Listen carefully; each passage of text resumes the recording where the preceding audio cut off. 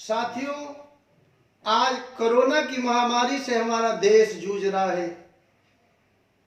प्रधानमंत्री माननीय नरेंद्र मोदी जी और तमाम प्रांतों के मुख्यमंत्री, पूरा प्रशासन हमारी सेवा में, हमारी हिफाजत में, हमारी व्यवस्था में लगा हुआ है।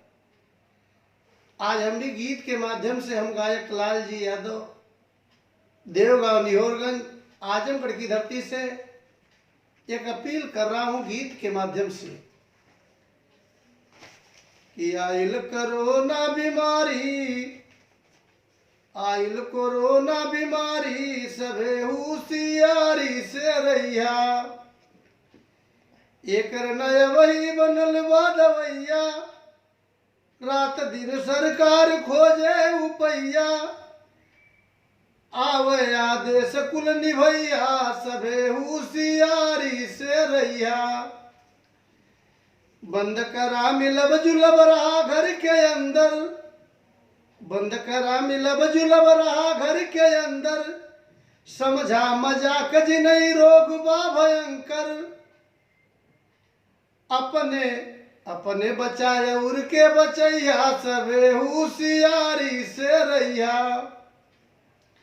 बहरे जिन जइया अगर जाके अइहा, बहरे जिन जइहा अगर जाके अइहा।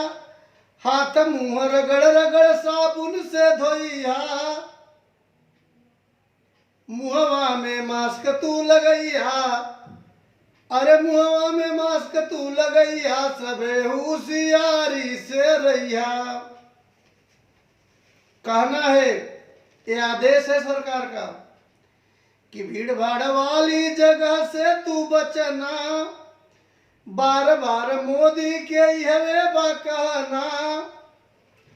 फोनवा से सबके समझैया, सभे होशियारी से रहिया।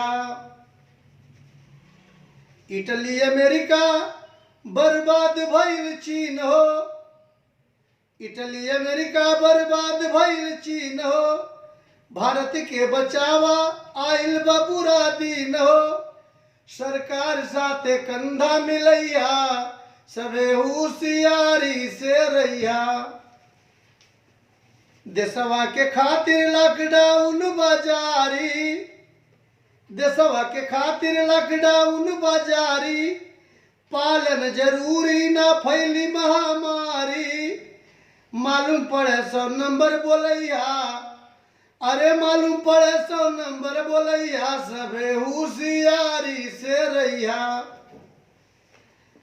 रमन बेचन श्यामा संकट बा भारी, रमन बेचन श्यामा संकट बा भारी। भरत विश्वनाथ जी झंखे मन मारी।